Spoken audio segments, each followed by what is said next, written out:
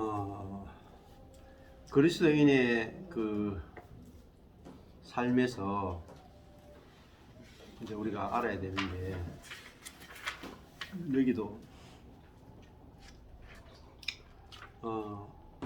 이 드와이트 에드워즈가 원래 책은 하나님을 의지하는 기쁨 이렇게 나와 있지만은 원래 책 제목은 Releasing the Rivers Within이에요.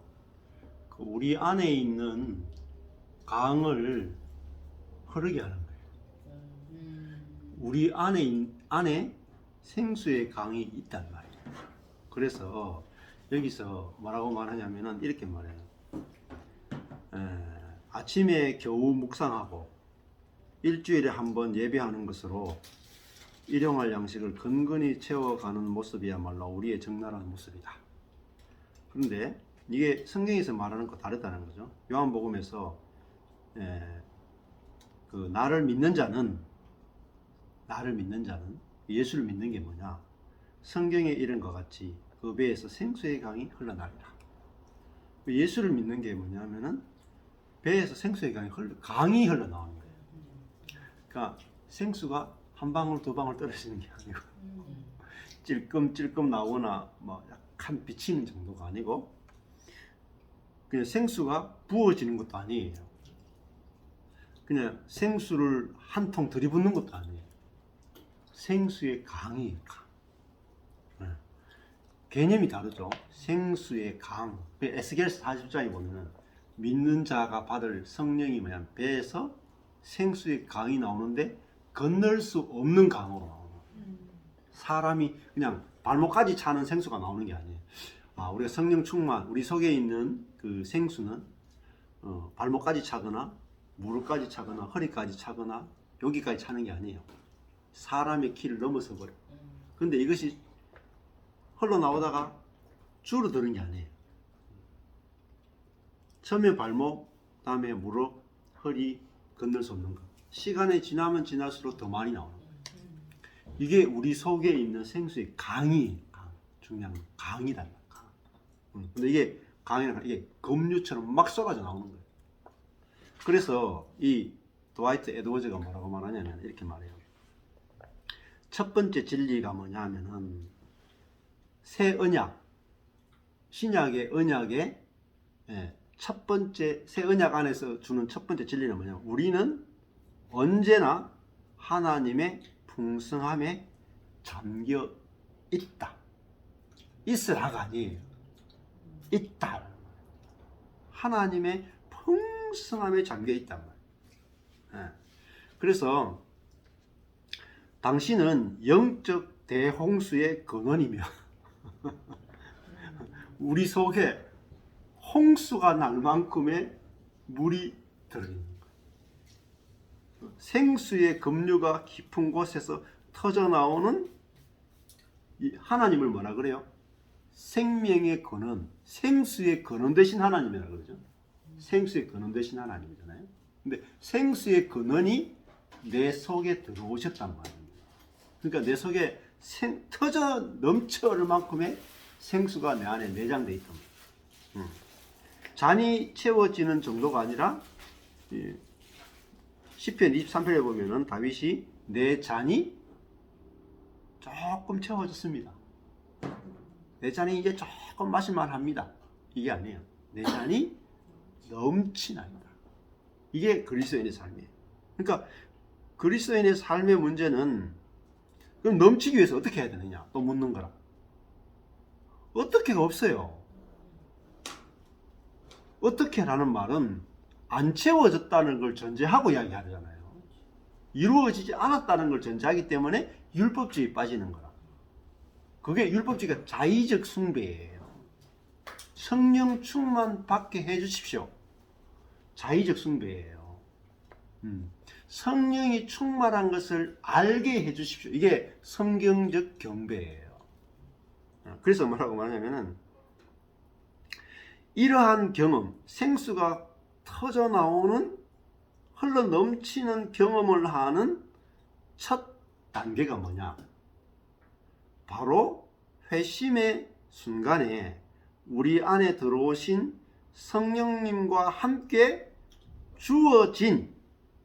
주어진 풍성함과 특권을 깨닫는 것이다. 깨닫는 것.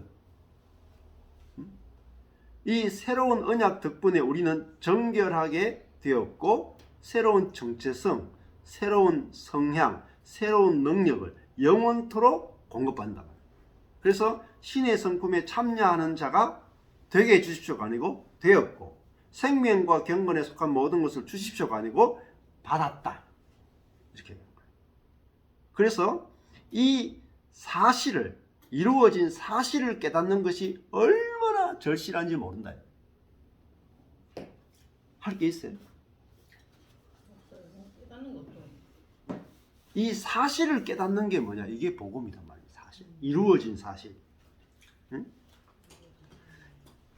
깨닫는 게 은혜고. 그러니까 예수님은 인생에 있어서 전혀 다른 길을 주셨다. 단지 외부의 압력과 의무를 완화시키는 정도가 아니고, 대부분 이렇게 생각하는 거예요. 외부의 압력, 또 율법을 완화시키는 정도가 아니고 내면의 강물을 주신 것이다. 주께서 주의 복락의 강물을 마시게 하시리이다. 진실로 생명의 원천이 주께 있사오니 주의 빛 안에서 우리가 빛을 보리이다. 이게 시편에서 이렇게 예언하고 있는 거예요.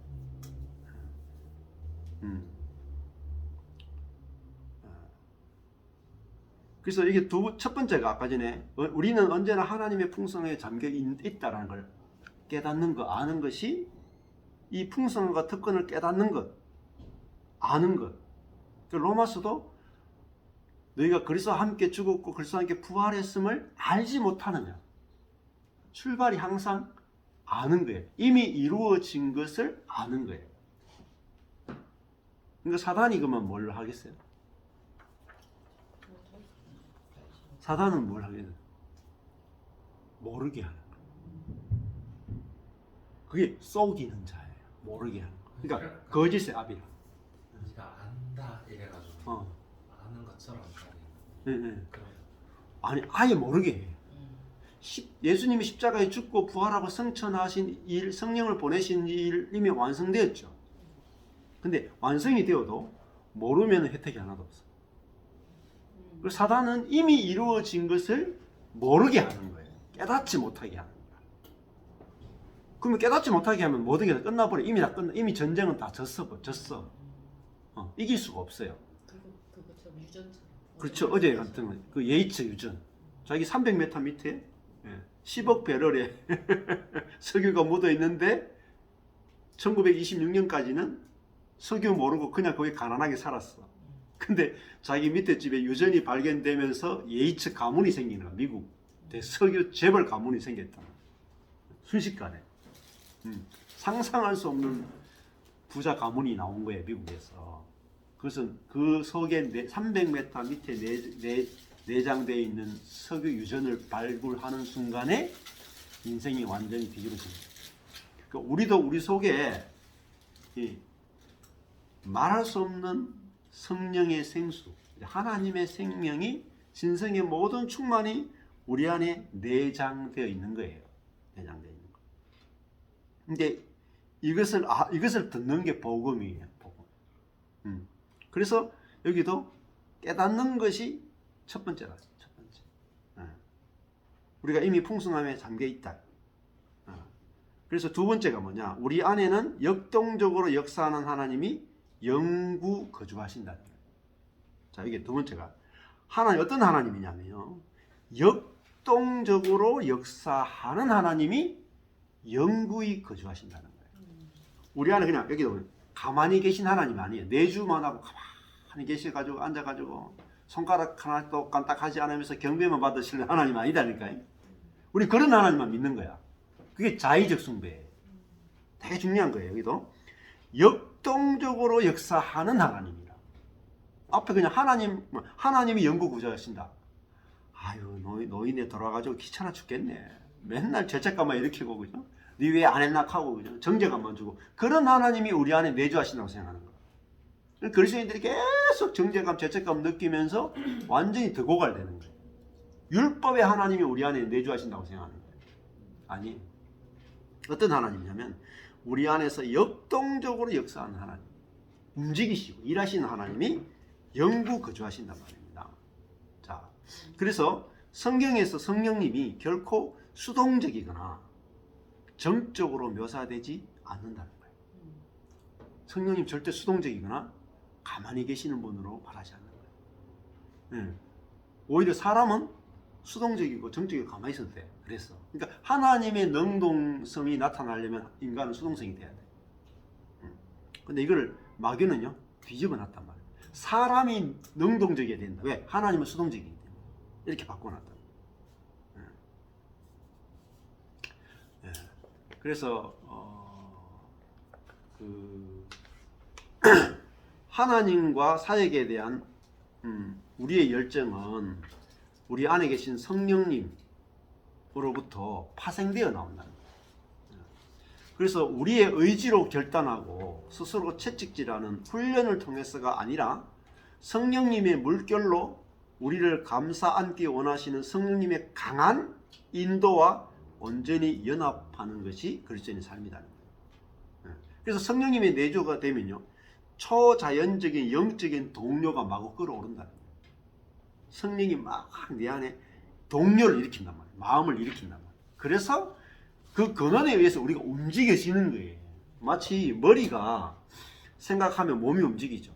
내가 막 예를 들어 머리가 막 제주도 가고 싶어 하면은 몸이 비행기 타고 제주도 가는 거야. 누가 시작했느냐? 머리가 시작하는 거예요. 머리는 뭐냐면 근원이에요. 근원. 시작하는 거예요. 몸은 따라가는 거예요. 그러니까 주님이 앞서가고 우리가 따라가는 거예요. 이게 대원칙이에요. 구약도 그래요. 구약도. 구름 기둥, 불 기둥이 앞서가고 이스라엘 백성들이 연합되어서 따라가는 거예요. 이게 다 나와요. 성경이 다. 그래서 아까 전에 읽어드렸던 그런 부분도 읽어보시면 다 나옵니다. 그럼 세 번째가 새 언약의 세 번째 진리가 뭐냐면 우리는 이 세상에 초자연적이고 영구적인 변화를 주기 위해서 창조되었다는 거예요. 초자연적이고 영구적인 변화. 이게 우리는 새로운 피조물로 창조되었다는 거예요. 이미 창조되었다. 그 하나님의 집에는 작은 자가 없다. 오스왈드 챔버스는 이렇게 말했어요. 예수 그리스도를 믿으면 하나님이 다른 이들을 위한 강력한 축복의 급류를 내 안에 이미 채우셨음을 깨닫게 된다. 깨닫게 된다. 이게 중요한 포인트가 깨닫게 되는 거예요. 그래서 호세아서 14장 8절에 보면 네가 나로 말미암아 열매를 얻으리라는 말씀은 진정한 영적 사역의 가장 근본적인 기반이다. 주로 말미암아 열매를 저절로 얻게 된다는 거죠.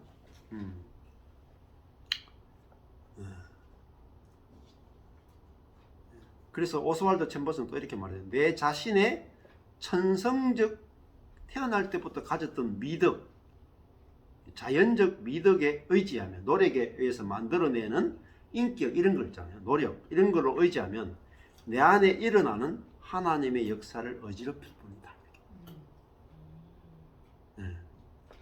네 번째 진리가 뭐냐면요. 인생의 수문이 완전히 열리기 전까지는 온전한 만족을 느끼지 못한다. 그래서 생수의 강이 밖으로 흘러나가기 위해서는 인생의 수문이 반드시 열려야 된다. 넓게 열수록 물은 더욱 풍성하게 흘러가고 기쁨은 더욱 깊어질 것이다.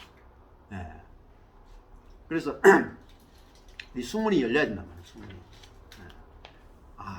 수문이 열리기 위해서는 제일 먼저 내 안에 엄청난 생수의 강이 있다는 사실을 알면은요 믿어져요. 믿어지면요 기쁨이 넘쳐요. 그래서 흘러나가는 거예요. 안식하게 돼요.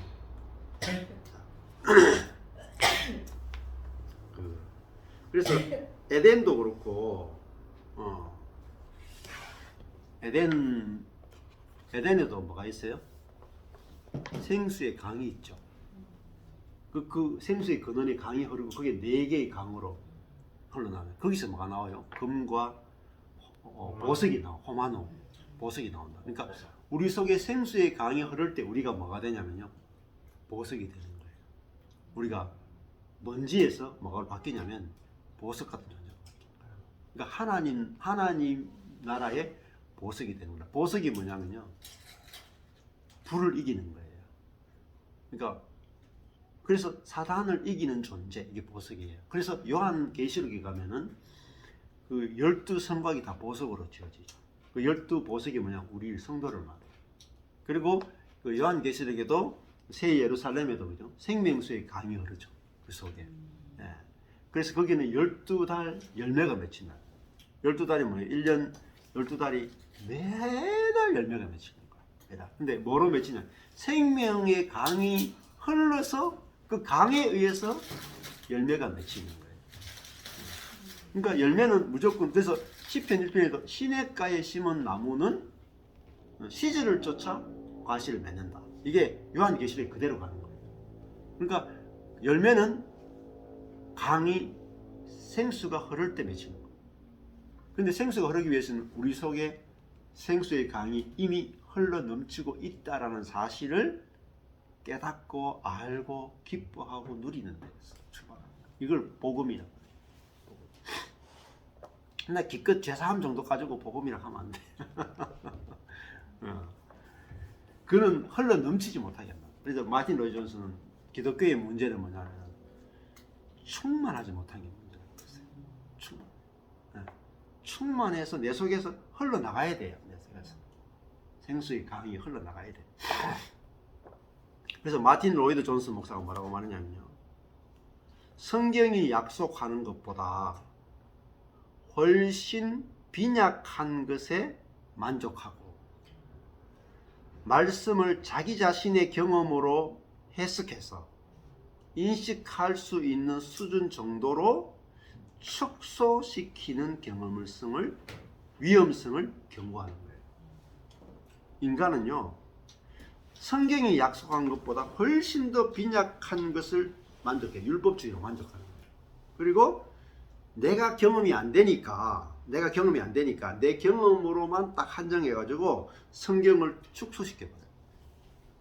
그게 위험하다는 겁니다. 성경을 축소시킨다. 그러니까 구원을 받아도 예수를 믿어도 이 정도밖에 경험을 못해. 이거는 죽었으면 경험이 되는 거야 라고 하는 게 뭐냐면 기독교의 충만성을 없애버리고 하나님을 대적하는 게 있는 겁니다. 그래서 지금 여기서 다 이야기해요. 조난 에드워즈도 그렇고 다 축소시키지 말라. 성경을 축소시키지 말란 말입니다. 복음을 축소시키지 말라. 우리 욕심 때문에 하는 게 아니에요. 제가 이렇게 전하니까 아유, 그 목사님 욕심이 아닙니까? 이렇게 합니다. 우리 속에 생수의 강이 흘러 넘치도록 이미 있다. 이렇게 말하면 목사님이 그걸 누리고 싶으니까 욕심으로 말하는 게 아닙니까? 아니에요. 본인이 경험 못하니까 열등감 때문에 이걸 대적하는 거예요. 그럼 성경을 믿어야 되지 내 경험을 믿으면 안 돼요. 내 경험은 한계가 있단 말입니다.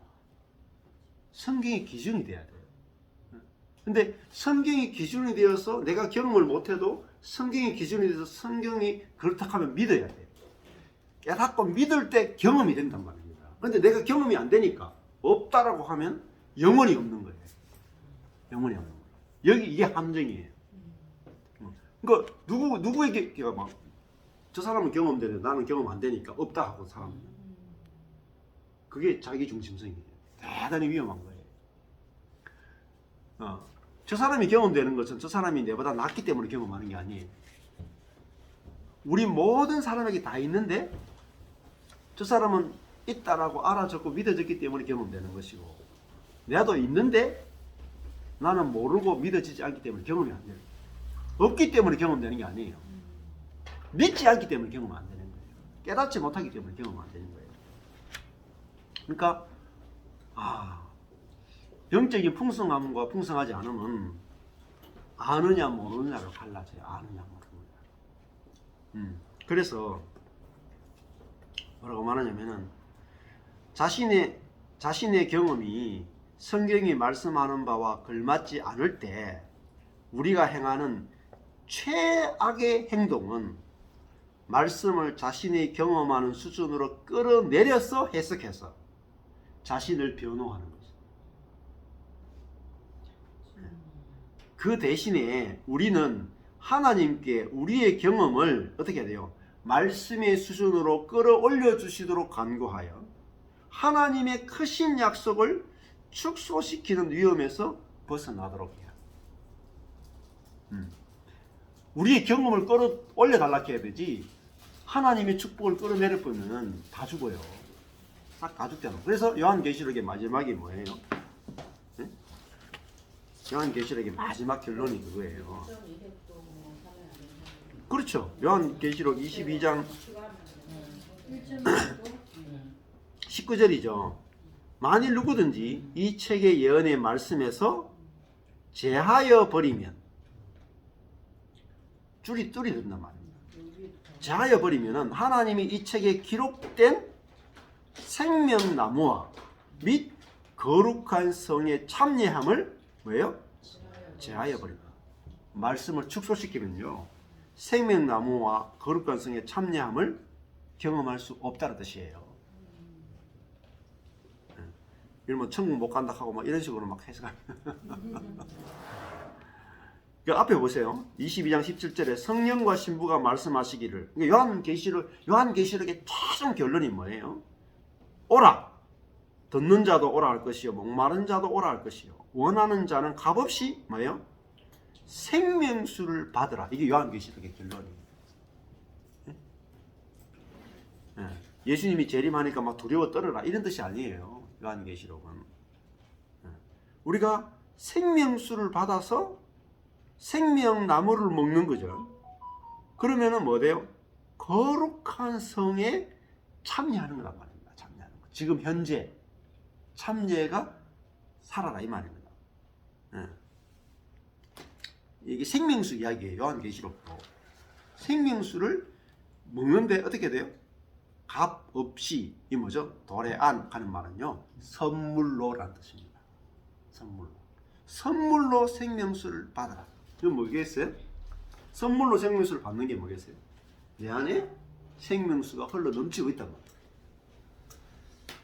이거를 알고 믿는 것이 선물로 받는 거예요.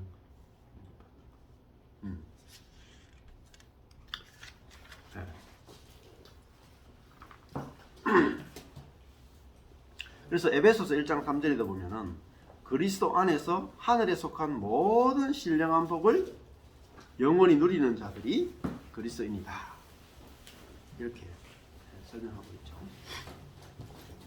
자, 오늘 이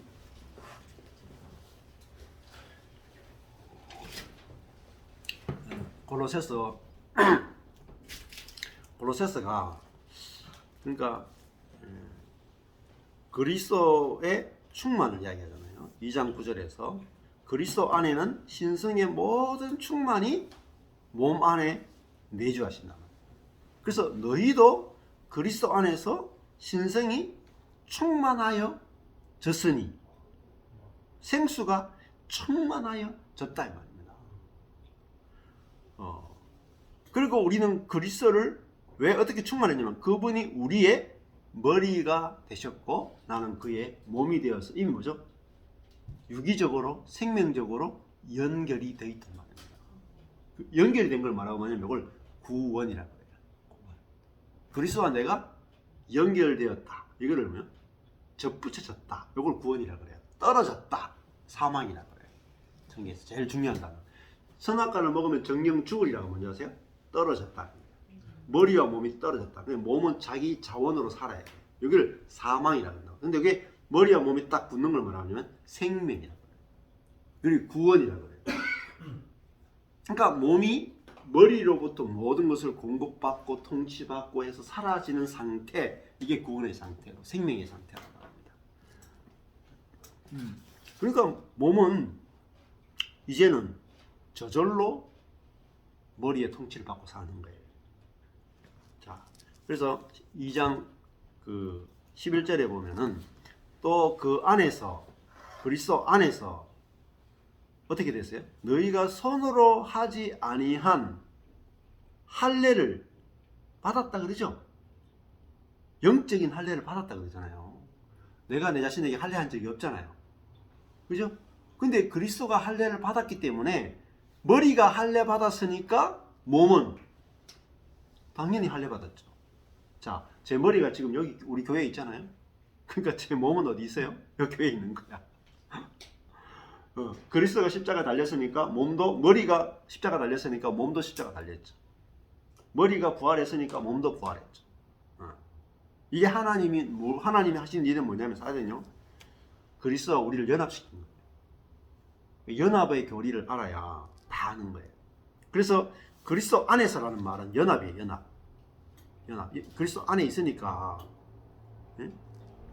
그래서 자동차가 서울 가면 그 안에 있는 사람 서울 가죠. 그게 그 안에서라는 뜻이에요. 자, 그 안에서 너희가 손으로 하지 아니한 할례를 받아야 된다가 아니고 받았으니, 자, 그 할례는 뭐냐면 육적인 몸을 벗는 할례를 받았단 말입니다. 그러니까 우리는 이제 육적인 몸으로 살 필요가 없는 거예요. 무슨 몸으로 살아요? 육적 몸과 반대되는 게 뭐겠어요? 그리스도 영적인 몸이에요. 그러니까 반대말을 한번 생각해 보면 뜻이 분명해. 육적인 몸은 뭐겠어요? 육의 지배를 받는 몸이에요. 근데 영적인 몸은 뭐겠어요? 영의 지배를 받는 몸이에요. 그게 뭐냐? 영의 지배를 받는 건 뭐죠? 새로운 몸을 입는 거예요. 새로운 몸을 입는 게 뭐냐? 부활이에요. 부활체. 우리 몸이 하나님의 지배를 받는 거. 이게 부활이에요. 부활. 그래서 육적 몸을 벗고 영적인 몸을 입는 거. 이게 부활이잖아요. 그리고 예수님도 십자가 달려가지고 육적 몸이 십자가 못 박혔죠. 그리고 이제 새로운 몸으로 부활했죠. 그리스도께서. 우리도 새로운 몸으로 살아가는 거예요. 이게 그리스도의 할례예요. 12절에 너희가 세례로, 이제 할례를 다시 뭐로 바뀌었냐면 세례로 바뀌었죠. 같은 뜻이라는 겁니다. 세례로 그리스도와 함께, 연합이잖아요. 함께 죽을 뿐만 아니라 장사 지낸 바까지 되었고, 내가 나를 장사 지낸 적이 없잖아요. 장사 지낸 바 되었고, 또 죽은 자들 가운데서, 죽은 자라는 말을 아까 했죠. 머리와 몸이 분리되어 가지고 자기 자원으로 살아가는 상태에 있는 자들 가운데서 그를 일으키신, 부활시키신 하나님의 역사를, 그러니까 그리스도의 부활을 우리가 어떻게 돼요? 믿음으로 말미암아. 그 부활이 나와 연합된 부활이구나. 그걸 믿음으로 말미암아 그 안에서 함께 일으키신 부활을 받았느니라. 부활이 뭐죠? 부활은 뭐냐면은 사망의 몸이 아니라 이제 부활의 몸, 새로운 몸을 가지고 산다는 말입니다. 즉 다른 말로 우리 몸이 사단의 병기로 살았는데 이제는 하나님의 성령의 지배를 받는 몸으로 사는 게 부활의 몸입니다. 그래서 부활을 받았다 이 말이에요. 부활을 받았다. 23절에 또 너희의 범죄라 하는 건 뭐냐면은 하나님 없이 살 수 있다. 이게 범죄예요. 이 범죄와 또 육의 무할례. 그러니까 범죄가 뭐냐면 육이죠. 사르크스가 곧 범죄예요. 사르크스는 내가 생명이단 말이에요. 하나님의 생명이 필요 없고 내 생명으로 살 수 있다. 이게 사르크스예요. 사르크스의 무할례. 그리고 내가 생명체로 내 스스로 살 수 있다. 하나님이 되어 살 수 있다라는 것이 잘라지지 않았기 때문에 어떻게 했어요? 육으로 사는 게 뭐죠? 그게 죽어 있는 거예요. 조금 전에 2장 12절에 죽은 자들 할 때 그 죽은 게 뭐냐면 사르크스로 사는 상태가 뭐냐? 그게 죽어 있는 거예요. 그 죽었던 너희를 우리가 처음에 태어날 때는 다 죽은 상태, 사르크스로 사는 상태, 그게 죽은 상태예요. 그런 너희를 하나님이 그와 함께 부활시키시고 살아있다. 이게 생명으로 사는 거예요. 그와 함께 살리시고 우리에게 모든 죄를 사하시고, 그러니까 우리가 하나님을 떠나서 우리 스스로 살 수 있다고 했던 그 죄를, 그죠? 용서하시고 우리를 거스르고 우리를 대적하는 내가 좋아해서 사르크스 상태에서 좋아했던 그게 뭐냐? 의문의 선 정서예요. 율법이에요. 율법주의라. 근데 그 율법이 결국 우리를 죽이잖아. 하나님과 분리시키고 율법의 지배를 받게 만들었죠. 우리를 거스르고 우리를 대적하는 의문의 선 정서를 도말하셨다는 말은 씻었다는 말이에요. 예, 정서를 보면요. 이 성경을 보면 이 잉크로 썼잖아요. 옛날에는 그냥 이 양피지에다가 막 이렇게 쓰잖아요. 근데 양피지가 귀하니까 앞에 쓴 다음에 지우려고 하면 물로 빨아보면 돼. 그럼 글씨가 딱 도말되는 거예요. 그것처럼 율법이 딱 양피지에 써 있는데 그걸 씻으니까 싹 없어지잖아요. 그러니까 이제 율법으로 사는 게 아니냐 말이에요. 정서가 율법이 필요 없단 말이에요. 그래 그게 도말하시고 그다음 어떻게 됐어요? 심지어 제하여 버리사. 더 나아가요. 도말하고 제하여 버리고 심지어 어디까지 가냐면 율법을 십자가에 못 박아버렸단 말이에요. 십자가에 죽였단 말이에요. 그래서 어떻게 됐느냐? 정사와 권세를 벗어버렸다 이렇게 돼요. 여기 정사가 뭐냐면은 헬라어로 아르케예요. 아르케가 뭐냐면 시작이에요. 태초, 시작. 태초에 갈 때 그 아르케예요. 시작, 원인이에요. 그러니까 시작을 뭐냐면 벗어버렸다는 말은 아페크 디오마인데 이거 뭐냐면 무장해제시키는 거예요. 시작을 무장해시키는 거예요. 그러니까 우리가 태어날 때 뭐로 시작했냐면은 아담의 생명으로 시작했죠. 그거를 무장해시키는 거예요. 벗어버리는 거예요. 그리고 권세, 이 통치 이거를 무장해시키는 거예요. 자, 우리가 이제 사단의 권세에서 해방됐단 말이에요. 해방. 그리고 이거를 뭐죠? 밝히 드러내셨다라는 말은 우리에게 자유를 선포하셨단 말이에요. 이제 이 정사와 권세로부터 자유케 하신 거예요. 그리고 십자가로 승리하셨다. 주님이 십자가로 승리하셨다. 그러니까 이 말은 십자가 안에서 개선 행진을 하셨다. 십자가는 뭐죠?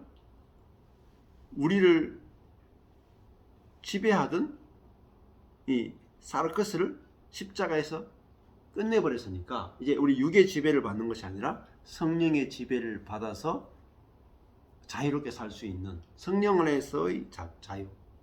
그러니까 육의 지배를 받던 사람이 성령의 지배를 받는 사람이 되게 한 거. 이게 구원이라. 자, 그래서 넘어가면은 2장 16절에 그러므로 먹고 마시는 것. 이게 뭐겠어요?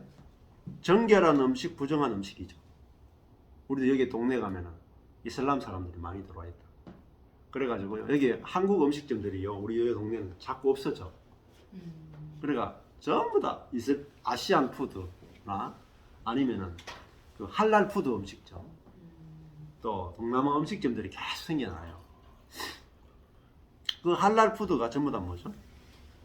돼지고기는 먹으면 안 되고 소고기도 그 피를 제거한 소고기만 공급하는 게 할랄 푸드잖아요. 그게 뭐죠?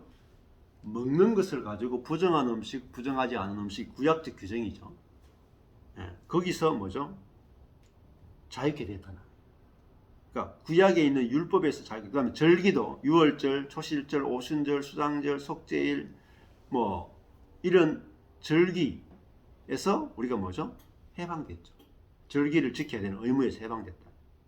그리고 절기를 지킨다고 해서 경건하거나 절기를 안 지킨다고 해서 부정한 게 아니다. 그 다음에 월삭도 구약에 있죠. 15일마다 하는 거. 그 다음에 안식일이 있죠. 7일마다 하는 거. 안식일로 인해서 누구든지 너희를 비난하지 못하게 하라. 못하게 해야 돼요. 사람들 여기에 딱 쏟는다고. 이게 뭐죠? 그러면 이렇게 생각하는 거라. 이제 정결 규정, 절기 규정, 월삭 규정, 안식일 규정만은 폐했구나. 이렇게 생각하는 거예요. 아니에요. 이거는 먹고 마시는 것, 절기, 월삭, 안식일은 뭐냐면 모든 율법의 규정을 다 통칭하는 거예요. 통칭하는 거예요. 왜? 이제 율법으로 사는 게 아니고 율법과 뭐가 연결되냐? 율법과 사르크스 연결되어 있어요. 율법을 지키겠다. 이게 뭐죠? 율법을 내 자원으로 지키겠다. 이게 사르크스라 그러는 거예요. 근데 그 율법이 우리는 이제 성령으로 살면 성령은 율법을 완성시켜 버리거든요. 율법이 없이 율법을 완성시키는 게 뭐냐? 이게 성령으로 사는 삶이에요. 그래서 이제 율법으로 살지 말고 성령으로 살게 됐다. 이걸 이야기하는 거예요. 17절에 이런 일들은 율법은 뭐죠? 장래일의 그림자란 거예요. 스키야. 이걸 그림자예요. 그러니까 그림자라는 게 뭐겠어요? 자, 제가 만약에 여기 요거 컵 있죠? 컵을 딱 빼고 그림자만 딱 보여줘요. 이렇게 그림자만 거래가 보여줘요. 그럼 그림자를 보면 여러분 뭘 알 수 있어요? 아, 요거는 컵을 보고 그린 거구나. 이게 그림자죠, 그림자. 그러니까 율법은 그림자예요. 근데 그림자에 여기 물이 가득 차 있는 걸 내가 그렸어요. 드실래요? 못 먹죠. 그림자는 이게 그러니까 이 율법은 뭘 보여주면 그리스도가 필요하다라고 하는 그림자예요. 성령이 필요하다는 그림자예요. 그러니까 우리는 성령으로 살면은 어때요? 실체로 사는 거죠. 그럼 그림자가 어떻게 돼요? 당연히 완성되는 게 아니에요. 실체와 그림자가 붙어 있단 말이에요. 성령으로 살면 율법을 완성해요. 율법이 필요 없는데도 율법을 완성한다고요. 그게 그림자란 뜻이라. 성경에 다 나와 있어요. 그냥 한 구절 한 구절 다 풀어야 돼요, 여러분. 한 구절 한 구절 다 풀어야지 복음이 진짜 그렇네 이렇게 된단 말입니다. 근데 뭐 여기 조금 저기 조금 해가지고는요 몰라요. 자, 그러니까 이런 율법의 규정들은 그림자에 불과하단 말이에요. 그런데 요거 모몬 할 때요 소마예요, 소마. 소마가 뭐냐면 실체란 뜻이에요, 실체. 그러니까 그림자와 몸이잖아요. 그 실제는 뭐냐면 그리스도란 말입니다. 그러니까 그리스도 어디 계세요? 우리 안에 계신 그리스도란 말입니다. 우리 안에 있는 그리스도로 살면 율법 정도야 누워서 떡 먹기라. 뭐 쉽단 말이에요. 저절로 된다. 그래서 2장 18절에 아까 전에 했죠. 누구든지 일부러 겸손한 것. 아까 전에 23절에도 겸손 나왔죠? 자의적 숭배와 겸손 나왔잖아요. 네. 겸손이 뭐겠어요? 절기를 지키고 안식일을 지키고 정결한 음식을 먹고 겸손해 보이죠? 겸손해 안 보입니까? 경건해 보이죠? 하나님 말씀을 잘 지키니까 겸손해 보이죠? 율법을 잘 지킨 사람은 겸손한 사람 아니에요. 어마어마하게 교만한 사람이에요. 지금 그 이야기 하는 거예요. 하나님의 말씀을 다 지키는 사람은요, 이 교만한 사람이에요. 엄청나게 교만한 사람이에요. 그게 뭐죠? 일부러 겸손한 나는 하나님 말씀을 이 정도로 지키는 사람입니다. 이게 일부러 겸손한 거예요. 내가 했다잖아요. 내가 율법을 다 지켰다는 거예요. 근데 이게 뭐냐면 일부러 겸손함하고 뭐가 연결되어 있어요? 천사 숭배함. 이 뭐죠? 사탄을 숭배하는 거예요. 내가 내 자원으로 율법을 지키는 거는요, 사탄을 숭배하는 거예요. 그럼 어떻게 돼요? 우리의 상을 빼앗기는 거예요. 우리의 상이 뭐겠어요? 네? 우리에게 주어진 상이 뭡니까? 하나님의 영상. 네? 하나님의 영상이요. 앞에 나왔잖아요. 2장 9절에. 너희도 그 안에서 충만해졌다. 그죠? 이거 받은 거잖아요. 상 받을 것이 아니고 너희가 받은 상을 갖고 있잖아요. 이미 상을 빼앗지 못하게 하란 말이에요. 이미 성령 충만을 받았다. 그러니까 그게 상이잖아. 우리가. 성령 충만을 받았다. 근데 성령 충만 받았으면 성령 충만으로 살아야 되는데 율법 지키고 사는 거야. 그건 뭐죠? 성령으로 사는 게 아니라 육으로 사는 거야. 그게 뭐죠? 상을 빼앗기는 거예요.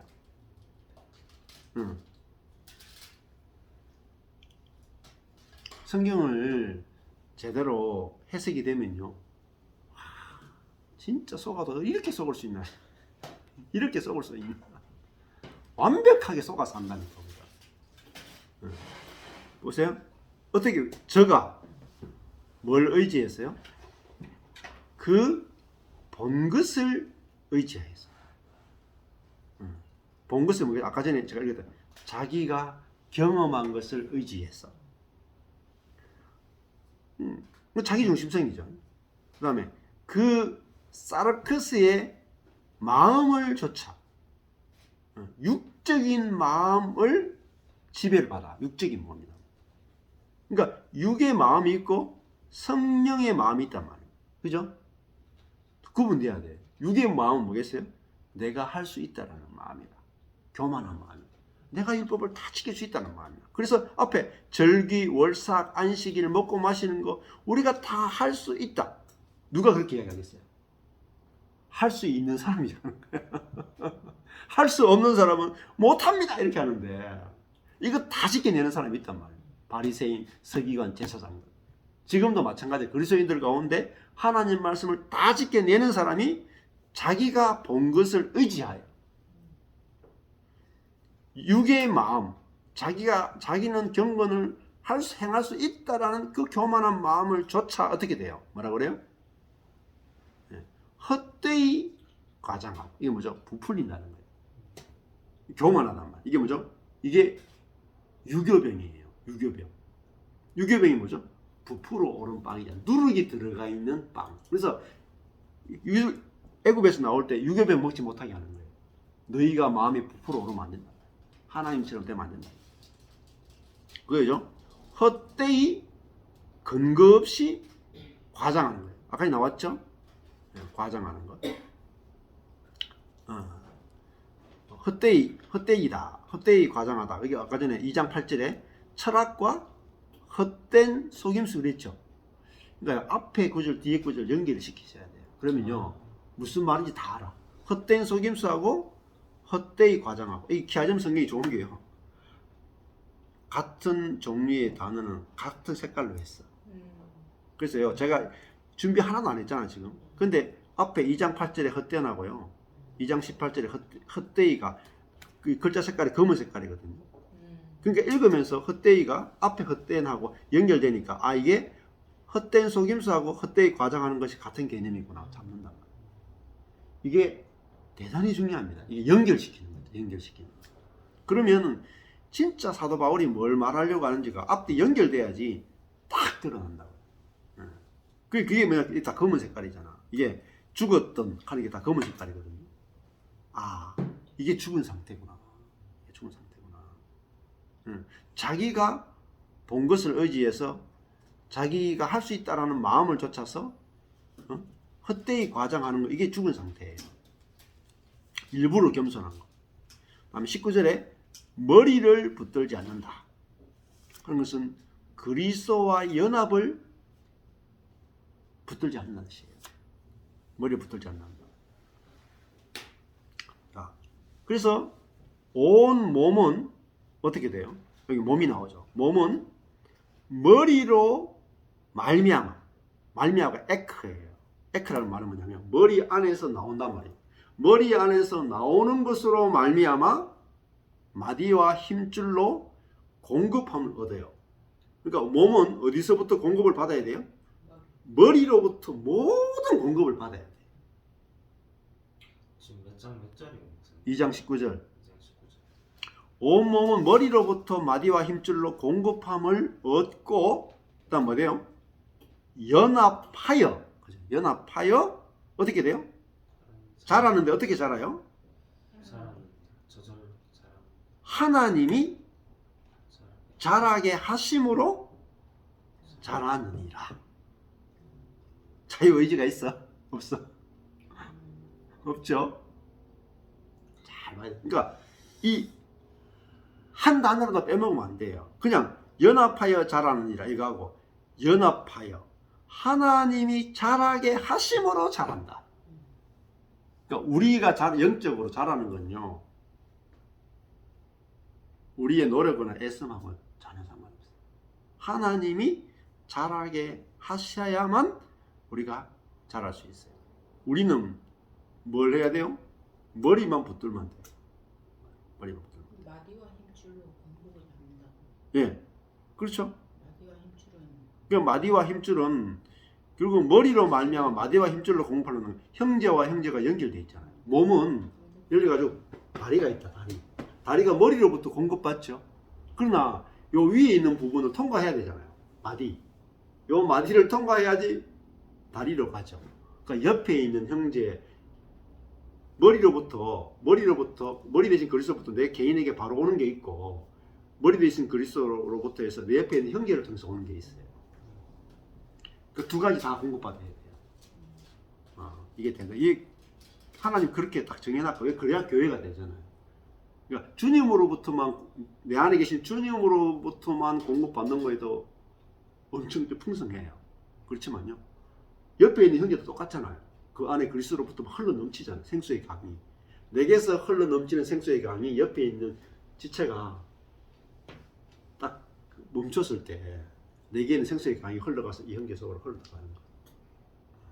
또 내가 또 멈췄을 때 여기서 흘러나와서 이렇게 하는 거예요. 그게 뭐냐면은 마디와 힘줄로 공급함을 받는다는 말은 이 형제와 형제가 연합하는 걸 말해요. 그래서 어떻게 돼요? 연합하여 하는 것은 형제와 형제가 연합하여도 맞아요. 그리고 머리와 몸이 연합하여. 그러니까 연합이 되게 중요한 거죠. 그래서 하나님이 자라게 하심으로 막 자라는 거예요. 어디까지 자란 줄 아세요? 어디까지요? 몸은 어디까지 자라야 돼요? 그리스도의 장성한 그렇죠. 분량까지. 머리의 분량만까지 자라야 돼요. 그러면 장의 아가 뭐죠? 머리는 이만한데 몸은 조그만한 거. 그게 장애인이죠. 그러니까 몸은 무조건요. 목표가 머리와 같아져야 돼요.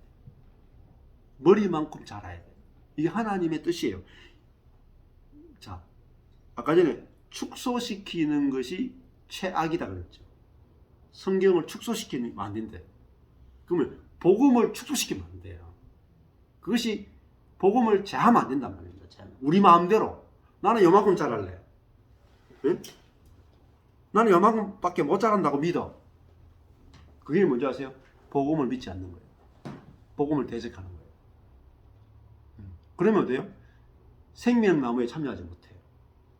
거룩한 성에 참여하지 못해요. 그러니까 왜 참여하지 못하냐면 믿지 않기 때문에 참여 못하는 거예요. 자, 그래서 성경이 말하는 데까지 가야 돼요. 우리는 성경이 가는 데까지 가야 돼요. 성경이 멈추라 하는데 멈춰야 돼요. 내 마음대로 넘어가도 안 되고 내 마음대로 멈춰도 안 돼.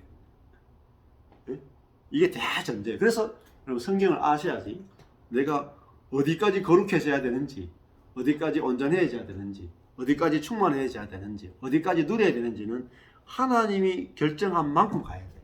우리 마음대로 뭐 가고 싶다, 가기 싫다, 다 자기가 자유의지로 결정하는 거야. 사망입니다. 사망. 그 자체가 이미 자의적 숭배예요. 자의적 숭배. 그래서 제일 위험한 게 뭐라 그러냐. 20절에 너희가 세상의 초등학문이라 하는 건 뭐냐면 성경에서 말하는 그 복음을 축소시켜 가지고 율법주의로 쪼그라들게 만든 거예요. 이게 세상의 초등학문. 그러니까 초등학문이 뭐예요? 아주 기초란 말이에요. 기초. 초등학교 정도밖에 안 된단 말이에요. 그러니까 주님이 우리는 뭐죠? 대학교를 시키기 원하는데 아이고 나 대학 공부 힘듭니다. 나는 초등학교만 나올래요. 이 말이야. 우리 신앙이 자꾸 초등학교 수준으로 다 하면 안 되는 없는 거예요. 영적인 어린아이로다. 쉽게 이런 거죠. 제가 이렇게 13년 동안 전에도 사람들이 이렇게 생각합니다. 목사님, 육적인 그리스도인이 어디 있고 영적인 그리스도인이 어디 있습니까? 다 주님의 십자가의 공로만으로 우리가 살죠. 이렇게 합니다. 제가 뭐 영적인 그리스도인이 되고 싶어서 영적인 그리스도인 이야기했습니까? 성경이 이야기하는 거예요. 우리는 찾고 있잖아요. 그게 내 중심성이란 말이에요. 신앙을 내게 맞춰 축소시키는 거예요. 그러면 안 돼요. 그러면요 절대로 영적인 세계를 체험 못해요. 그게 고집이라, 고집. 그러니까 다 영적인 어린아이밖에 없는 거예요. 교회가 대부분 영적인 어린아이. 그 말은 모르겠어요. 영적인 어린아이는 육적인 그리스도인이란 말이에요. 육적인 그리스도인은 자기 중심성에 갇혀 있단 말입니다. 그럼 뭐냐면은 자기 중심성에 갇혀 있다는 말은 늘 문제 밑에 살아가는 거야. 그래 와가지고 목사님 내 이런 문제 있는데 어떻게 할까요? 목사님 이런 문제 있는데 어떻게 하면 될까요? 계속 고난이 끝이 안 나. 계속 고난이 막 돼. 그리고 항상 목말라. 항상 목이 말라가지고 예수 믿지만 목이 너무 마르대. 그리스도인의 다 삶이 아니에요. 그리스도인 삶은요 충만하고 넘치는 삶이에요. 잘 생각해 보세요. 내가 지금 내 배에서 나오는 생수가 내가 먹기에 충분한가 생각해요. 내가 먹기에 충분한가? 내 갈증을 채우기에 충분한가? 그 다음에 이것이 흘러 넘쳐가지고 남을 먹일 만큼 충만한가? 여기까지 가셔야 돼요. 노력이 아니에요. 이미 우리가 다 그런 상태란 말입니다. 알고 믿기만 하시면 돼요. 그래서 초등학문 수준에서 우리는 이제는 이게 종의 세계에서 아들의 세계로까지 가야 된단 말입니다. 자, 그래서 우리가 세상 초등학문에서 그리스도와 함께 죽었단 말이에요. 죽었다. 이게 죽음이죠. 어찌하여 세상에 사는 것 같이 의문에 순종하느냐. 의문에 순종하는 게 뭐예요? 먹고 마시는 것, 절기, 월삭, 안식일의 규정, 율법을 지킴으로 경건해지고자 하고 거룩해지고자 하는 거예요. 그래서 붙잡지도 말고 맛보지도 말고 만지지도 말라 하는 이것에 순종하는 게 의문에 순종하는 거잖아요. 이 모든 것은 열심히 율법에 순종하지만 쓰는 대로 어디로 가느냐, 자기 중심성이라고 하는 부패로 회귀해버린단 말이에요. 이것이 뭐냐면 사람의 명과 가르침이에요. 이런 것들은 자의적 숭배와 겸손과 몸을 괴롭히는 지혜 있는 모양이지만은 육을 처리하는 데는 조금도 유익이 없다. 이렇게 말하는 거예요. 이게 고로새 2장의 결론이에요. 이제 3장으로 넘어가면은 딱 바뀌잖아요. 그러므로 육으로 율법을 지키고 사는 삶은 조금도 유익이 없다 해놓고 그다음에 그러므로 너희가 그리스도와 함께 다시 살리심을 받았으면 위의 것을 찾아라 이렇게 나와요. 위의 것은 하늘의 것을 말하고 그다음에 머리를 말해요. 머리를 찾아라. 내 머리가 누구인가? 그게 그리스도인의 삶이에요. 그죠? 그 위에 건 하늘을 말하잖아요. 거기는 그리스도께서 하나님 우편에 앉아 계신다. 뭐죠? 이미 그리스도께서 통치하고 계신단 말이에요. 근데 그 그리스도 우편이 누가 앉은 위치예요? 우리의 위치란 말이에요. 우리의 위치. 그래서 위의 것을 생각하고 우리가 어디에 있는지를 생각하란 말이에요. 우리의 위치가 어디냐. 땅의 것을 생각하지 말라. 내가 뭐 할 수 있느냐 없느냐 이런 걸 생각하지 말아요. 너희가 그죠? 죽었단 말이에요. 너희의 육적인 그 부분은 죽었단 말이에요. 사르크스가 죽었고 이제 우리의 생명은 어떤 생명이냐면 그리스도와 함께하는 생명이고 하나님 안에 감춰져 있는 하나님의 생명으로 사는 상태란 말이에요. 이게 골로새서예요. 복음은 너무너무 놀라운 소식입니다. 자, 여기까지 하겠습니다.